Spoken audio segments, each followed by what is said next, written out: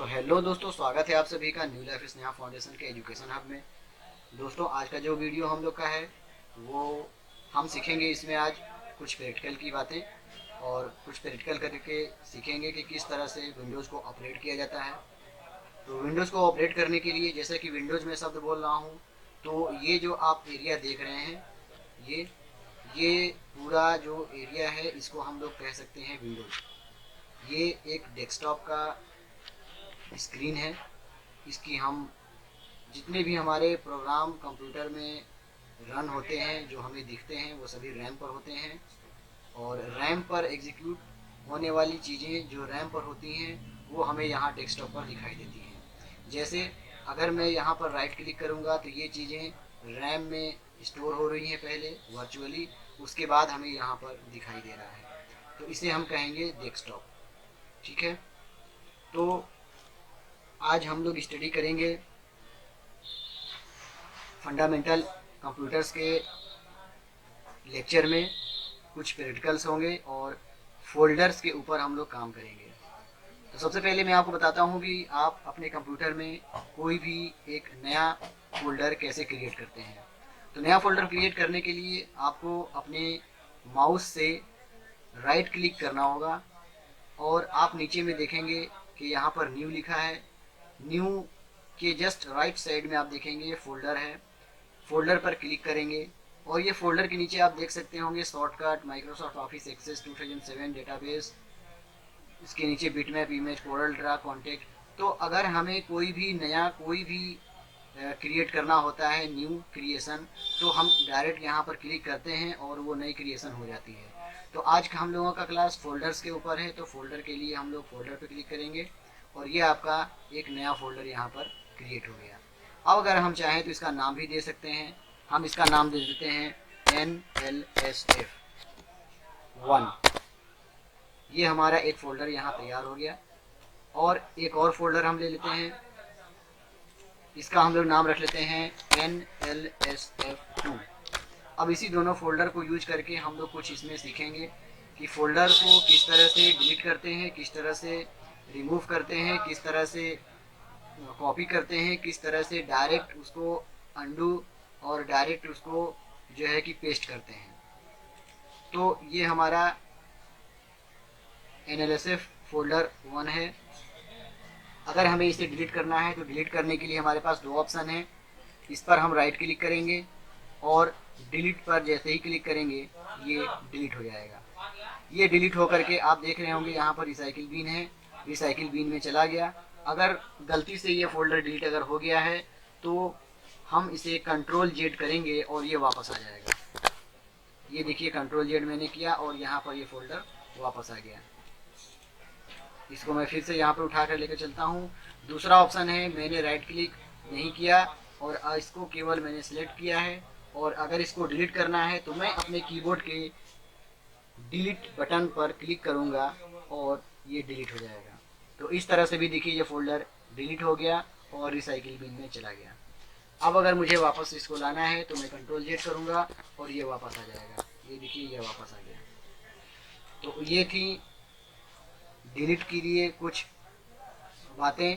अब हम जानते हैं कि इसे रीनेम कैसे करते हैं। दोस्तों, रीनेम करने के लिए सबसे पहले इस फोल्डर पर क्लिक करते हैं और माउस का एक बटन हल्का सा यहाँ पर क्लिक करेंगे तो ये आप देखेंगे कि यहाँ पर एक सिलेक्शन बन गया। अब इसमें हमें नाम चेंज करना होगा कुछ भी, तो नाम चेंज हो जाएगा। अगर मुझे लगता है कि मैंने नाम सही नहीं क्लिक किया है तो कंट्रोल Z करने पर ये पुनः से दोबारा NLSF1 हो गया। दूसरा इसका ऑप्शन है, आप इस पर राइट क्लिक करेंगे और रीनेम का देखेंगे यहाँ पर ऑप्शन दिया हुआ है। जैसे ही मैं इसको क्लिक करूँगा तो इस पर एक सिलेक्शन हो जाएगा नाम के ऊपर। अब मैं यहाँ पर नाम इसको चेंज कर सकता हूँ। अब बात करते हैं कट और कॉपी का। ठीक है, अगर मुझे इस फोल्डर को इस NLSF2 में कॉपी करना है तो इसके दो तरीके हैं। सबसे पहले मैं इसे यहाँ से कॉपी करूँगा, कॉपी पर, उसके बाद इस फोल्डर को मैं ओपन करूँगा। ये फोल्डर ओपन हो गया और यहाँ पर राइट क्लिक करने के बाद इसे मैं यहाँ से पेस्ट कर दूंगा।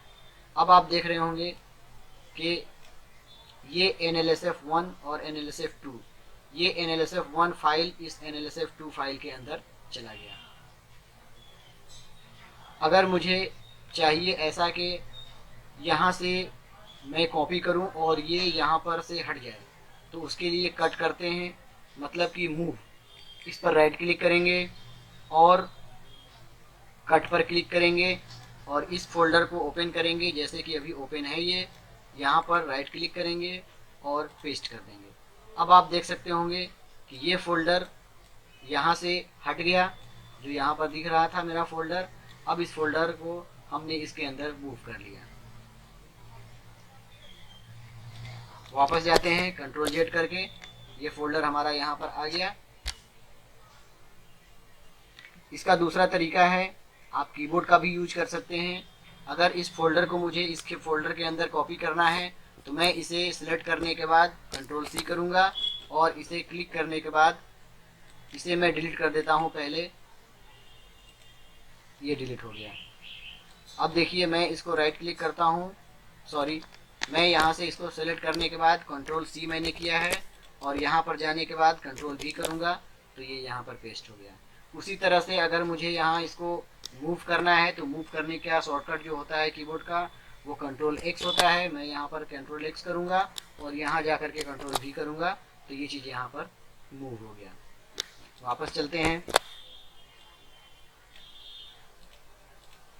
अगर हमें इस फोल्डर को किसी दूसरे लोकेशन में सेंड करना है, जैसे आप देख पा रहे होंगे कि यदि मुझे इस फोल्डर को कहीं दूसरी जगह सेंड करना है, जैसे ब्लूटूथ के माध्यम से हो गया, कंप्रेस्ड यानी कि मुझे जिप फाइल में इसको कन्वर्ट करना हुआ, या डेस्कटॉप पर मुझे एक शॉर्टकट की बनाना हुआ, या इसे डायरेक्ट डॉक्यूमेंट में भेजना हुआ, या फैक्स करना हुआ, ईमेल करने हुआ, तो मैं यहाँ से इसे डायरेक्ट कर सकता हूँ। अब मैं आपको कुछ और चीज़ें बताता हूँ। जैसे मैंने एक यहाँ पर एक न्यू फोल्डर और बना लिया, इसका नाम मैंने दे दिया ए। अभी आप देखेंगे इसकी फोल्डर की जो वैल्यू है वो एम्प्टी दिखा रही है, इसमें कुछ नहीं है। जैसे ही मैं इस ए फोल्डर को, एक चीज़ और है, इसको राइट क्लिक करेंगे और यहाँ से प्रॉपर्टीज़ इसकी चेक करेंगे तो देखेंगे आप कि यहाँ पर इसकी साइज 0 बाइट्स है और दिख रहा है कंटेंट्स 0 फाइल 0 फोल्डर, और 1 मिनट पहले इसकी फाइल की क्रिएशन हुई है। किसी भी फोल्डर का डिटेल में देखने के लिए हमें उसकी प्रॉपर्टीज़ में जानी होती है। वहाँ से उसके फाइल के टाइप को हम देखते हैं, क्या लोकेशन है, उसका लोकेशन देख सकते हैं, कहाँ पर ये फाइल बना हुआ है, उसकी साइज़ देख सकते हैं, डिस्क पे कितना स्पेस लिया है उसको देख सकते हैं, कंटेंट्स इस फाइल के अंदर क्या क्या चीज़ें स्टोर हैं, वो सारी चीज़ें हम यहाँ से देख सकते हैं।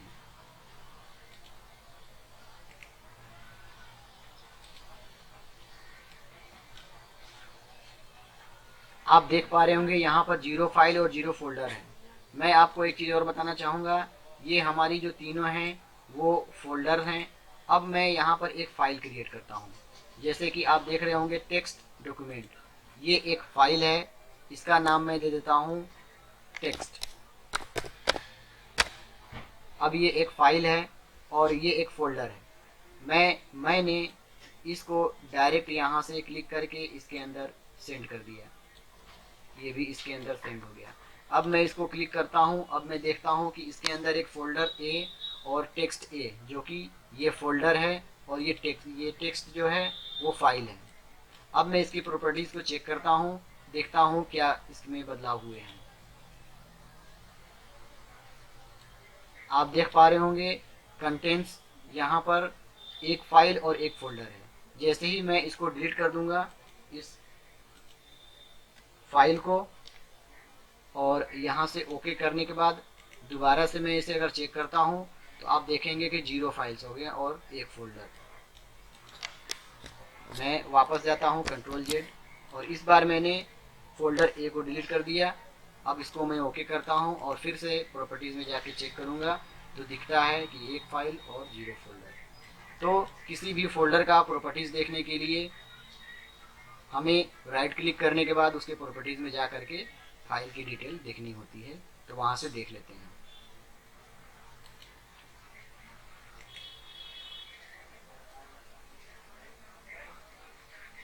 तो आज के क्लास में मैंने आपको बताया कि किस तरह से कंप्यूटर पर फोल्डर को क्रिएट करते हैं, डिलीट करते हैं, रिमूव करते हैं और एक जगह से दूसरी जगह तक कैसे भेजते हैं, रीनेम कैसे करते हैं और उसकी प्रॉपर्टीज़ को कैसे देखते हैं।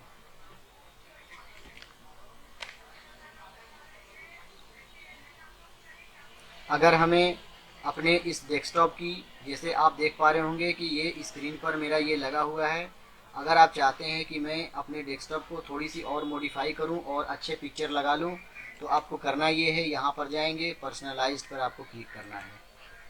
पर्सनलाइज्ड पर जैसे ही आप क्लिक करेंगे आप देखेंगे आपके सामने कुछ एडवांस में पहले से दे रखे हुए हैं पिक्चर। जैसे ही आप इसको सिलेक्ट करते हैं, यहाँ पर आप देखेंगे कि ये पिक्चर लग गई। अगर आपको ये पसंद नहीं है तो आप दूसरा पिक्चर भी लगा सकते हैं। देखिए ये पिक्चर लग गई। इस तरह से आप अपने डेस्कटॉप पर वॉलपेपर को इस तरह से सेंड करके चेंज कर सकते हैं। अभी आप देख रहे होंगे कि ये स्क्रीन पर मेरे फुल दिख रहा है। मैं चाहता हूँ कि फुल न दिख करके केवल सेंटर में दिखे, तो अब ये सेंटर में पूरा हो गया। यहाँ से आप जो है अपने डेस्कटॉप का कैटेगरी चेंज कर सकते हैं कि किस तरह से हमें अपने डेस्कटॉप के वॉलपेपर को कैसे रखना है।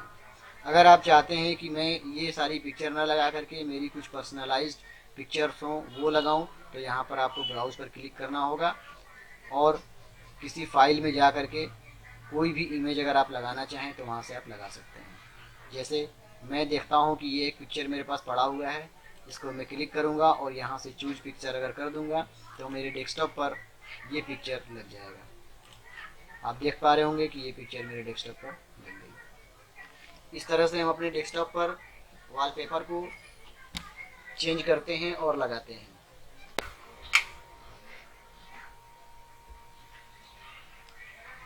चलिए अब नेक्स्ट चलते हैं और थोड़ा सा पेंट के बारे में इंट्रोडक्शन ले लेते हैं और पेंट को हम लोग सीखते हैं कि किस तरह से विंडोज में हम पेंट का यूज करते हैं। पेंट का यूज करने के लिए सबसे पहले आपको, ये आप देख रहे होंगे आपके टास्क बार, यहाँ पर सर्च का ऑप्शन मिलेगा।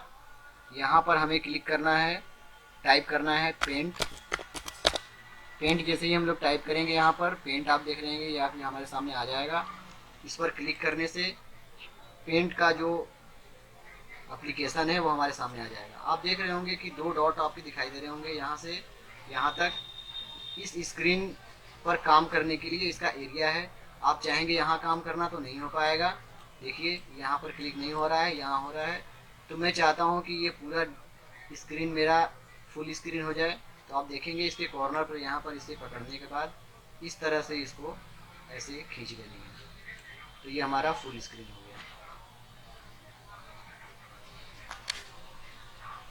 सबसे पहले जानते हैं इसके कुछ टूल्स के बारे में। ऊपर में आप देख पा रहे होंगे यहाँ पर फाइल्स है।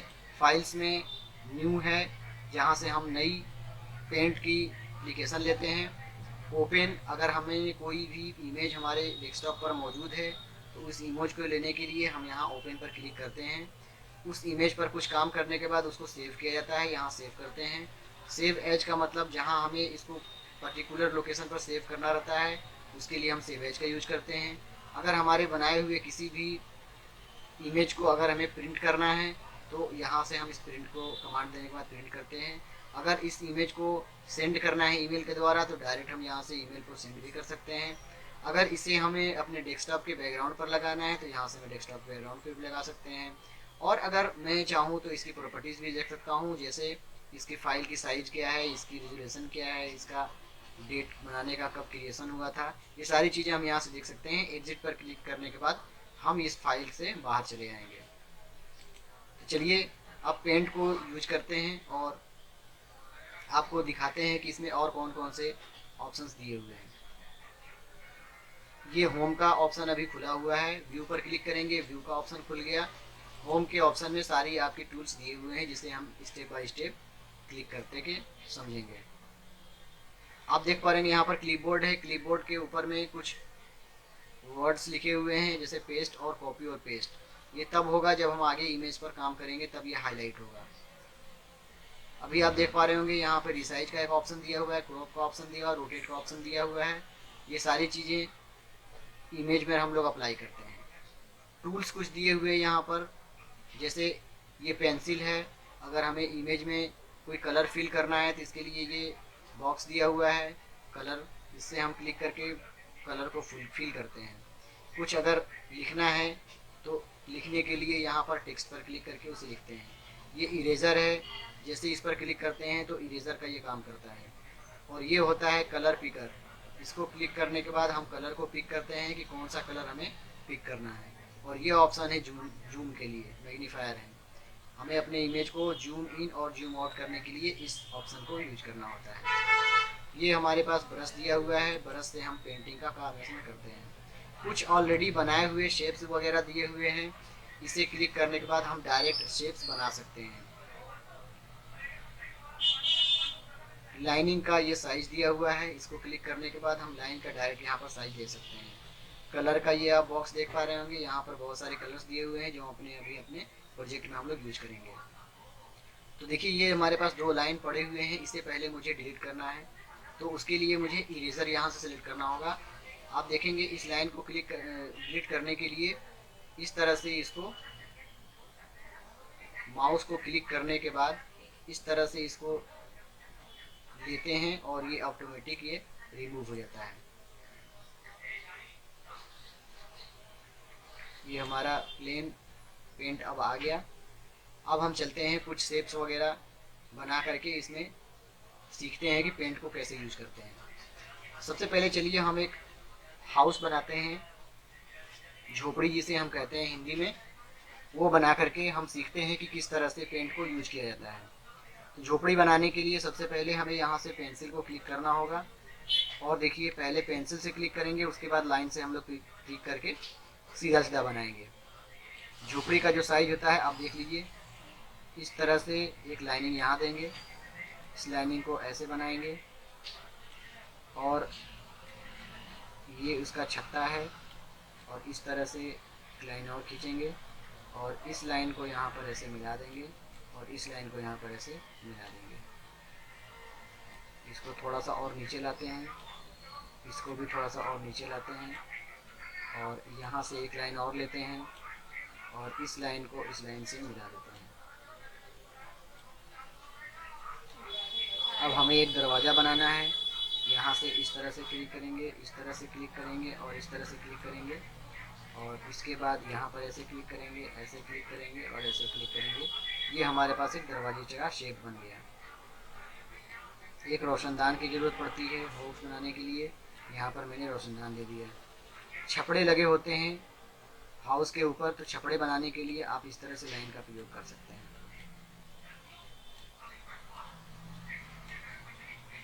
छपड़े का जो छपड़े का जो व्यू होता है वो देखेंगे आप कुछ इस तरह से होता है।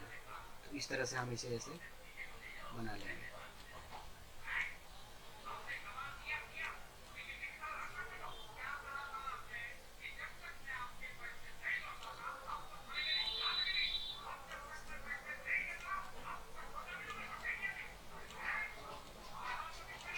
तो आप देख पा रहे होंगे कि छोटा सा हमारा यहाँ पर घर एक बन चुका है।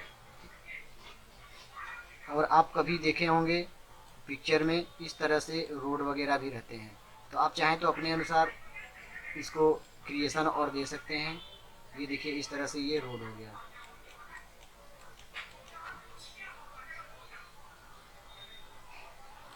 एक छोटा सा रोशनदान यहाँ पर दे देते हैं, जिसे हम लोग विंडो खिड़की कहते हैं। तो हमारा ये झोपड़ी यहाँ पर तैयार हो गया। इस तरह से आप चाहें तो पेंट का यूज करके कोई भी क्रिएटिविटी कर सकते हैं। पेंट का यूज हम लोग ज़्यादातर इसलिए करते हैं ताकि माउस पर हमारा हाथ बैठ जाए और हमें अच्छे से कंप्यूटर या लैपटॉप चलाने आ जाए। चलिए अब एक थोड़ा सा पेड़ बना करके देखते हैं कि किस तरह से पेड़ को हम शेप देते हैं। आप जितना ज़्यादा माउस का यूज करके इस पर क्रिएटिविटी करेंगे, आपका माउस पर हाथ बैठते चला जाएगा और आप एक्सपर्ट हो जाएंगे लैपटॉप या कंप्यूटर को ऑपरेट करने के लिए। पेड़ का एक शेप बनाते हैं।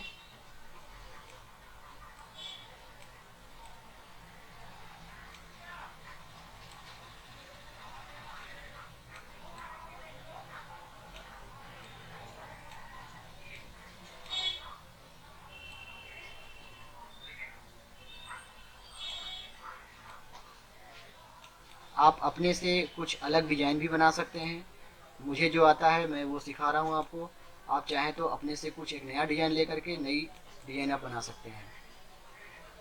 अगर आपको बनाने में कोई दिक्कत आ रही होगी तो आप ये वीडियो देख करके आप सीख सकते हैं कि किस तरह से पेड़ एक बनाया जाता है। पेड़ बनाना बहुत आसान है। जिस तरह से मैंने ऐसे ऐसे किया है उस तरह से भी अपने आप को माउस को आपके करने होंगे और पेड़ आप ऑटोमेटिक अपने से बना सकते हैं। आप देखेंगे पेड़ का शेप कुछ इस तरह से होता है।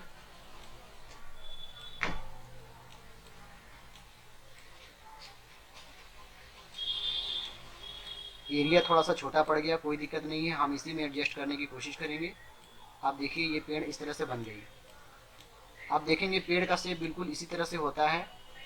इस तरह से उसके टहनी दिखाई देते हैं दूर से।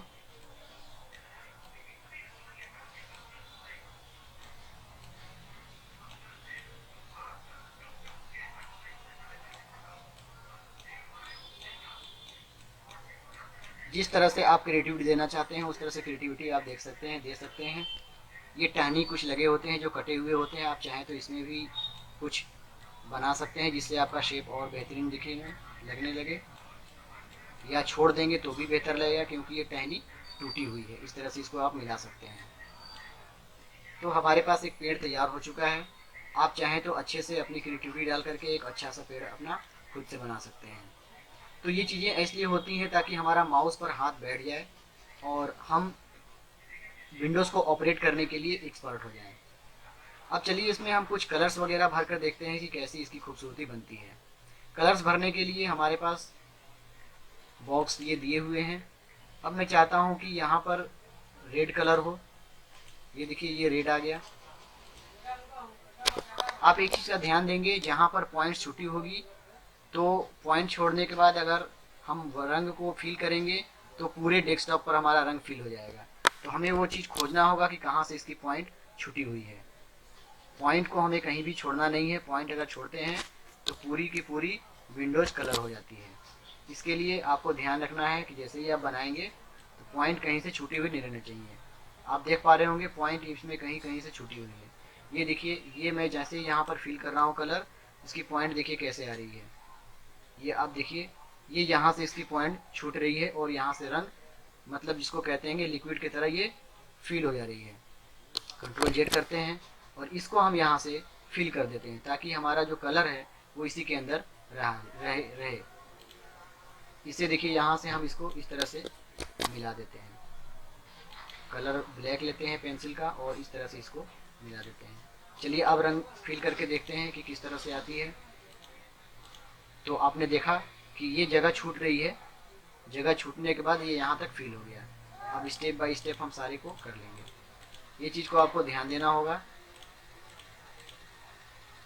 तो हमारा पूरा फिल हो गया है छपड़े का कलर। रोशनदान को कलर आप देना चाहते हैं, रोशनदान को कलर दे सकते हैं। देखिए इसमें भी कहीं से छुटी हुई है, हमें चेक करना होगा कहाँ छुटी है। आप देख पा रहे होंगे ये पॉइंट यहाँ से छूटा हुआ है। पेंसिल को लेते हैं और इस पॉइंट को हम यहाँ से ऐसे मिला देते हैं।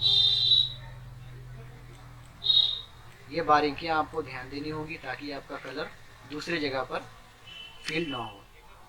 इसकी चलिए कलर कर देते हैं हम। यहाँ से बॉक्स लेंगे फिल का और देखिए ये कलर हो गया। अगर आप चाहें तो इस ये देखिए ये यहाँ से छूटा हुआ है, इसको यहाँ से फिल कर लेते हैं।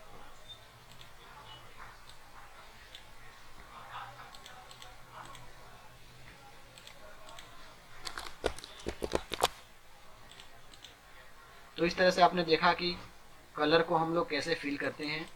आप हर एक पॉइंट को जैसा कलर देना चाहें वैसा कलर दे सकते हैं।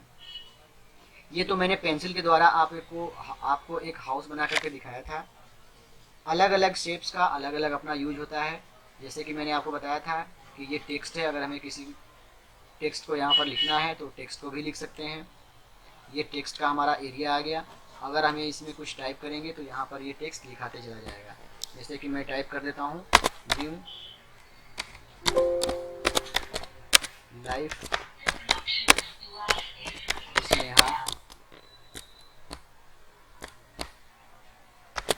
प्लस उसके नीचे आते हैं NLSF एजुकेशन हब।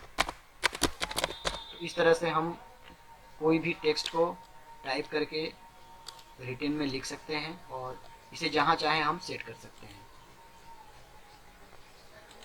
अगले ऑप्शन में चलते हैं और देखते हैं ये इरेजर, जैसा कि मैंने आपको बताया था, इरेजर होता है इरेज करने के लिए। जहाँ आपको इरेज करना है, जैसे लगे कि आपका शेप बिगड़ गया है, इस तरह से आप इरेज कर सकते हैं।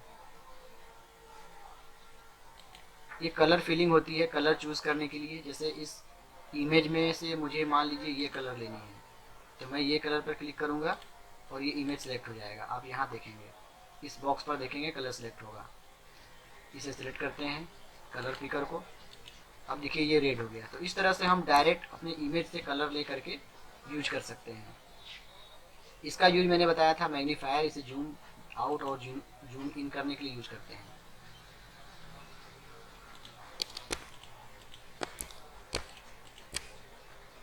यहाँ डायरेक्ट आपका एक जूम इन और आउट करने के लिए दिया हुआ है ऑप्शन। इसे माउस से मूव करने से देखिए ऑटोमेटिक जूम इन और जूम आउट हो रहा है। तो यहाँ से भी आप कर सकते हैं और ऑप्शन दिया हुआ है ऊपर से भी कर सकते हैं। कुछ शेप्स ऑटोमेटिक दिए हुए हैं यहाँ पर, जो आपको क्रिएटिविटी करने के लिए आसानी होगी। जैसे यहाँ लाइन कुछ तरह दिए हुए हैं, सर्किल दिए हुए हैं, स्क्वायर दिए हुए हैं, रेक्टेंगल दिए हुए हैं। तो अपनी क्रिएटिविटी के अनुसार आप यहाँ पर उसे यूज कर सकते हैं।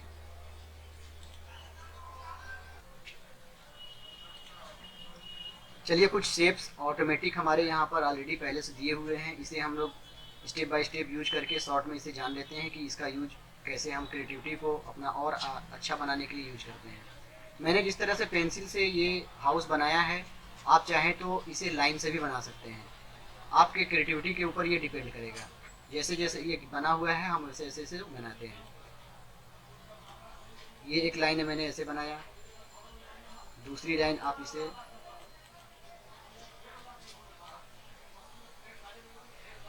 क्लिक करने के बाद दूसरी लाइन एक ले लेंगे।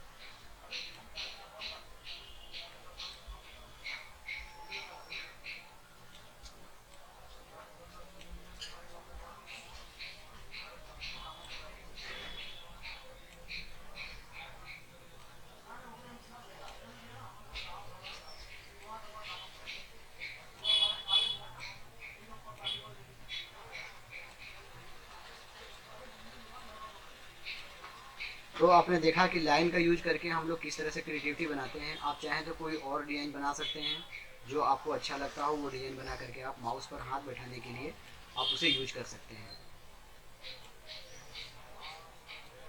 ये हुआ लाइन का यूज। और ये इस तरह से देखिए ये यूज हम लोग इसको शेप को बिगाड़ने के लिए करते हैं।